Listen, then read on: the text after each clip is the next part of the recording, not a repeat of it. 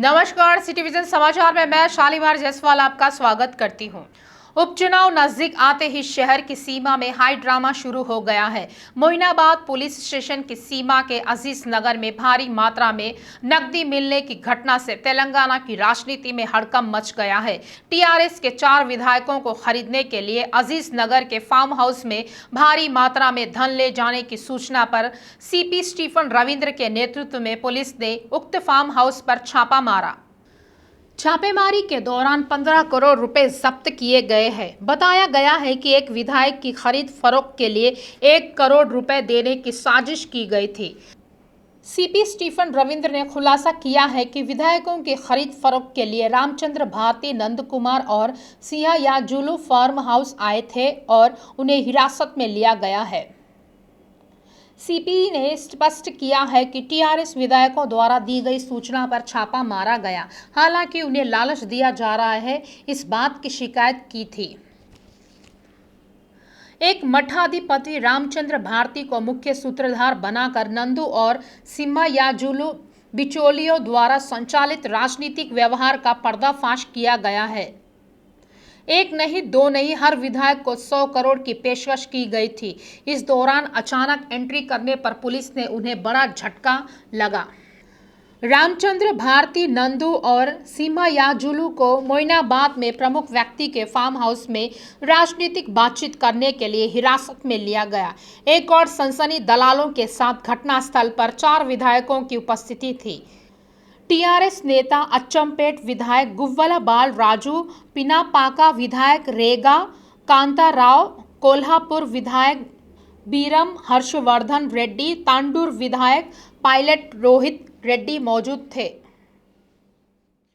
TRS के 4 विधायकों pilot Rohit Reddy, गुव्वाला बाल राजू, हर्षवर्धन रेड्डी और रेगा कांता राव को पार्टी बदलने के लिए लुभाने के आरोप में कुछ लोगों द्वारा गिरफ्तार किए जाने से राज्य की राजनीति में सनसनी फैल गई है। पुलिस ने घोषणा की है कि उन्होंने मोइनाबाद के फार्म हाउस में 4 विधायकों के साथ सौदेबाजी कर रहे 3 लोगों को गिरफ्तार किया है। गिरफ्तार 3 लोगों के खिलाफ हाल ही में प्राथमिकी दर्ज की गई है। विधायक रोहित शेट्टी की शिकायत के मुताबिक जनप्रतिनिधियों को लुभाने के आरोप में विभिन्न धाराओं के तहत प्राथमिकी दर्ज की गई है। मोइनाबाद पुलिस स्टेशन में रामचंद्र भारती, सिंहायाजुलू और नंद कुमार के खिलाफ मामला दर्ज किया गया है। रोहित रेड्डी ने प्राथमिकी में शिकायत में उल्लेख किया है। रोहित रेड्डी ने कहा है कि उन्हें 100 करोड़ रुपए के ऑफर के साथ अप्रोच किया गया था। उन्होंने कहा है कि नंद कुमार की मध्यस्थता के जरिए रामचंद्र भारती और सिंहायाजुलू ने फार्म हाउस में उनसे मुलाकात की। उन्होंने कहा है कि अगर वह पार्टी बदलते हैं तो उन्हें पैसे के साथ सिविल कॉन्ट्रैक्ट और केंद्र सरकार में पद दिए जाएंगे, नहीं तो सीबीआई और ईडी के मामले दर्ज करके उन्हें परेशान किया जाएगा। मंत्री तलसानी श्रीनिवास यादव ने लोकतंत्र की हत्या के लिए बीजेपी की आलोचना की है। आरोप है कि उन्होंने तेलंगाना में विधायकों को खरीदने की कोशिश की और उन्हें ब्लॉक कर दिया गया है। मंत्री तलसानी श्रीनिवास ने मुनुगोडु निर्वाचन क्षेत्र के नामपल्ली में घर घर जाकर प्रचार किया। उन्होंने भाजपा पर लोकतांत्रिक तरीके से चुनी गई सरकारों को उखाड़ फेंकने का लक्ष्य रखने का आरोप लगाया। उन्होंने कहा है कि यह एक बुरी भाजपा है जिसने महाराष्ट्र और गोवा सहित कई राज्यों में सरकारों को उखाड़ फेंका है। उन्होंने प्रत्येक विधायक को 100 करोड़ देने का वादा किया और यह पता लगाना आवश्यक है कि ये 100 करोड़ कहां से आ रहे हैं। उन्होंने कहा है कि लोग भाजपा के कार्य करने के तरीके से नफरत कर रहे हैं। उन्होंने कहा है कि अपने रवैये में बदलाव कर बीजेपी संवैधानिक तौर पर काम करे। विधायक बालका सुमन ने केंद्र सरकार के नेताओं और भाजपा नेताओं को चेतावनी दी है कि यदि संभव हो तो राज्य के लिए 4 अच्छे काम करें और तेलंगाना समुदाय के अनुमोदन हासिल करने का प्रयास करें। कोमटी रेड्डी, राजगोपाल रेड्डी जैसे टीआरएस विधायक बिक्री योग्य माल नहीं है। यदि उन्हें सैकड़ों करोड़ों रुपए दिए जाते हैं, अनुबंध दिए जाते हैं और पदों का लालच दिया जाता है तो वे जरूर ठुकराएंगे और बीजेपी को सबक सिखाएंगे। उन्होंने कहा है कि टीआरएस विधायक तेलंगाना का साहसी कार्यकर्ता है, उसे खरीदा नहीं जा सकता। बंडी संजय ने कहा है कि प्रगति भवन का सीसीटीवी फुटेज जारी किया जाए। उन्होंने सीपी और 4 विधायकों की कॉल लिस्ट जारी करने की भी मांग की है। उन्होंने शिकायत की है कि नए ऑडियो तैयार किए जा रहे हैं। उन्होंने जोर देकर कहा है कि वे फार्म हाउस मुद्दे पर उच्च न्यायालय का दरवाजा खटखटाएंगे। वे कानून में विश्वास करते हैं, किसी को भी बख्शा नहीं जाएगा। उन्होंने मामले की सीबीआई जांच करने की मांग की है। पैसा मिले तो दिखाऊंगा, पैसा है या बम।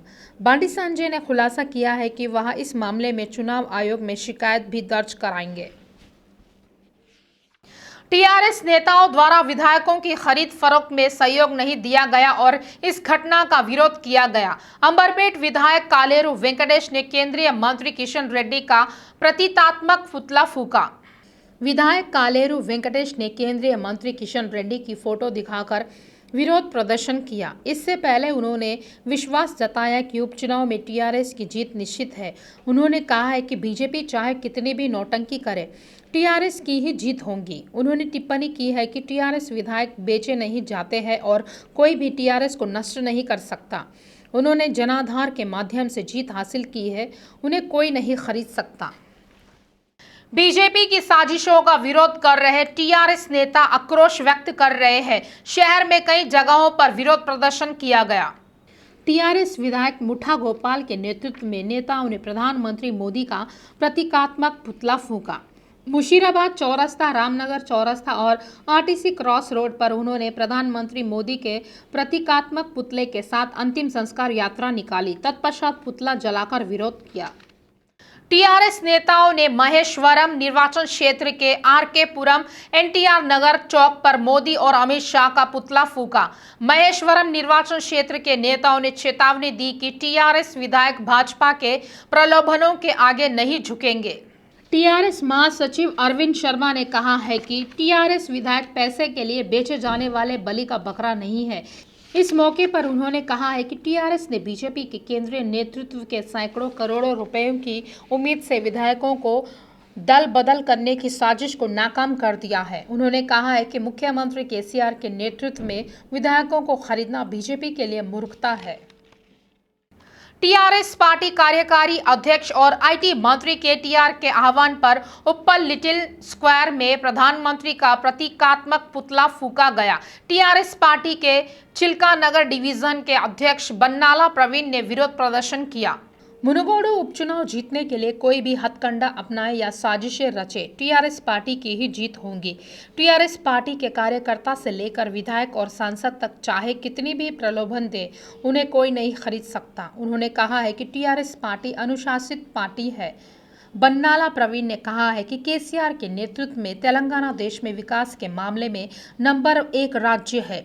उन्होंने कहा है कि अगर अन्य राज्यों की तरह यह भी हथकंडे अपनाए जाते हैं या साजिशें रची जाती है तो बीजेपी की ही हार निश्चित है। सरूनगर के बीजेपी कॉर्पोरेटर ने केसीआर व केटीआर के रवैये का विरोध किया। उन्होंने कहा है कि केसीआर की 4 कॉमेडियन वाली फिल्म पूरी तरह से फ्लॉप हो रही है। उन्होंने आरोप लगाया है कि वोटों की खरीद फरोख्त करने वालों को खरीदने बेचने के बारे में बात नहीं करनी चाहिए। लोग अपने आप पर हंस रहे हैं। सरूनगर के बीजेपी कॉर्पोरेटर ने केसीआर व केटीआर के रवैये का विरोध किया। उन्होंने कहा है कि केसीआर की 4 कॉमेडियन वाली फिल्म पूरी तरह से फ्लॉप हो रही है। उन्होंने आरोप लगाया है कि वोटों की खरीद फरोख्त करने वालों को खरीदने बेचने के बारे में बात नहीं करनी चाहिए। लोग अपने आप पर हंस रहे हैं। कुतबुल्लापुर में शाहपुर नगर चौक के पास बीजेपी और टीआरएस कार्यकर्ताओं के बीच बहस हुई, जिससे तनाव की स्थिति पैदा हुई। बीजेपी ने केसीआर का प्रतीकात्मक पुतला फूंका, जबकि टीआरएस ने मोदी का प्रतीकात्मक पुतला फूंका। टीआरएस कार्यकर्ताओं ने मोदी के विरोध में नारे लगाए, जबकि बीजेपी कार्यकर्ताओं ने केसीआर के विरोध में नारेबाजी की। ऐसा लग रहा था जैसे बीजेपी और टीआरएस के बीच मैच चल रहा हो। इससे शाहपुर नगर चौक में तनाव की स्थिति बनी रही। मुनुगोडु चुनाव में टीआरएस पार्टी की हार के डर से घटनाओं में सीएम केसीआर ने शामिल होने से भाजपा नेता आक्रोश व्यक्त कर रहे हैं। बीजेपी द्वारा टीआरएस विधायकों को खरीदने के जहरीले मुद्दे को नकारते हुए उन्होंने केसीआर का प्रतीकात्मक पुतला फूंका और बरकतपुरा चमन के पास धरना प्रदर्शन किया। पूर्व विधायक चिंताला रामचंद्र रेड्डी ने कहा है कि यह दुख की बात है कि सीएम केसीआर प्रगति भवन में इस तरह की घटिया स्क्रिप्ट तैयार कर रहे हैं। उन्होंने कहा है कि अगर कोई विधायक बीजेपी में शामिल होता है तो उसे विधायक पद और पार्टी से इस्तीफा देने के बाद ही आमंत्रित किया जाता है। उन्होंने मांग की है कि कांग्रेस की टिकट पर चुनाव लड़कर पार्टी से इस्तीफा दिए बगैर टीआरएस में शामिल हुए इन 3 विधायकों के खिलाफ सीबीआई जांच करने की मांग की। राजेंद्र नगर सर्कल की सीमा में डेयरी फार्म चौक पर बीजेपी कार्यकर्ताओं ने केसीआर का प्रतीकात्मक पुतला फूंका। उन्होंने कहा है कि राज्य की जनता केसीआर की ओछी राजनीति देख रही है। उन्होंने आरोप लगाया है कि टीआरएस ने केवल बीजेपी को ही निशाना बनाकर साजिश रची है। यह कहना शर्म की बात है कि बीजेपी ने टीआरएस के विधायकों को पैसे से खरीद फरोख्त करने की कोशिश की है।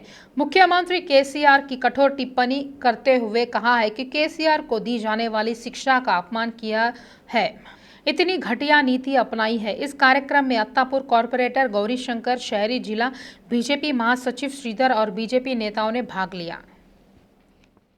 टैंक बॉन्ड स्थित जगदीश मंदिर में तेज नारायण अग्रवाल का 60वां जन्मदिन धूमधाम से मनाया गया। साथ में पूजा अर्चना की गई। भगवान की पूजा अर्चना से इस कार्यक्रम का शुभारंभ किया गया। कार्यक्रम में उपस्थित सभी ने बड़े ही हर्षोल्लास के साथ तेज नारायण को पगड़ी पहनाई और उनका पुष्प गुच्छ से सम्मान किया। सभी ने नृत्य संगीत के साथ गानों पर झूमकर कार्यक्रम को सफल बनाया व अपनी खुशी जाहिर की।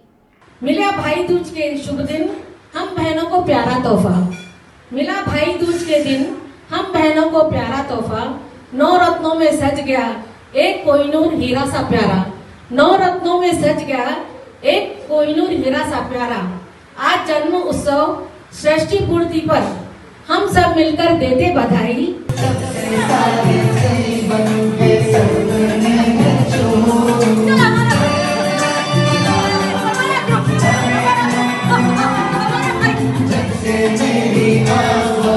प्रदेश में कांग्रेस नेता राहुल गांधी की राष्ट्रीय व्यापी भारत जोड़ो यात्रा फिर से शुरू हो गई है।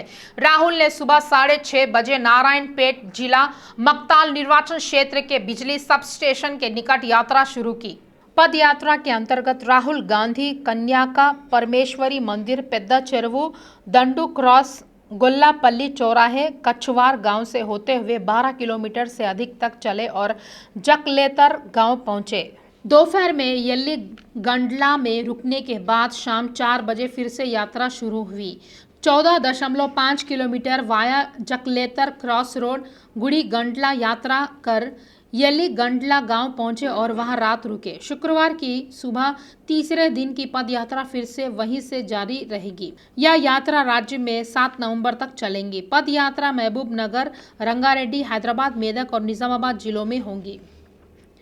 हैदराबाद साइबराबाद क्राइम पुलिस ने अनाधिकृत एप्लीकेशन के माध्यम से उनकी सामग्री की अवैध स्ट्रीमिंग के बारे में डिज्नी स्टार द्वारा दायर शिकायत पर आरोपी शुभम पाटेदार को गिरफ्तार किया है। आरोपी ने ऐप के जरिए आईसीसी T20 वर्ल्ड कप का अवैध रूप से प्रसारण किया।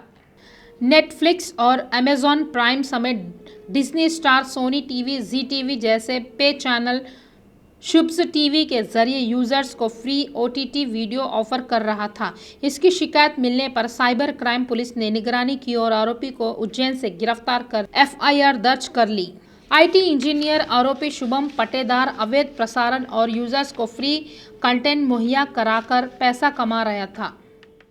हैदराबाद उप्पल पुलिस स्टेशन सीमा के रामंतपुर लैंडमार्क होटल में ग्राहकों पर हमला किया गया। पानी ठीक होने की बात कहने पर प्रबंधन ने ग्राहकों पर हमला कर दिया। खाद्य बिलों का भुगतान नहीं करने पर लैंडमार्क प्रबंधन ने ग्राहकों पर हमला कर दिया। इसके चलते उप्पल पुलिस स्टेशन में ग्राहकों ने लैंडमार्क होटल के मालिक के खिलाफ शिकायत की। पुलिस ने ग्राहक की शिकायत के आधार पर मामला दर्ज कर CCTV फुटेज के आधार पर जांच की। ये थे अब तक के ताज़ा समाचार। आगे के ताज़ा समाचारों के लिए देखते रहे सिटी विजन लाइव।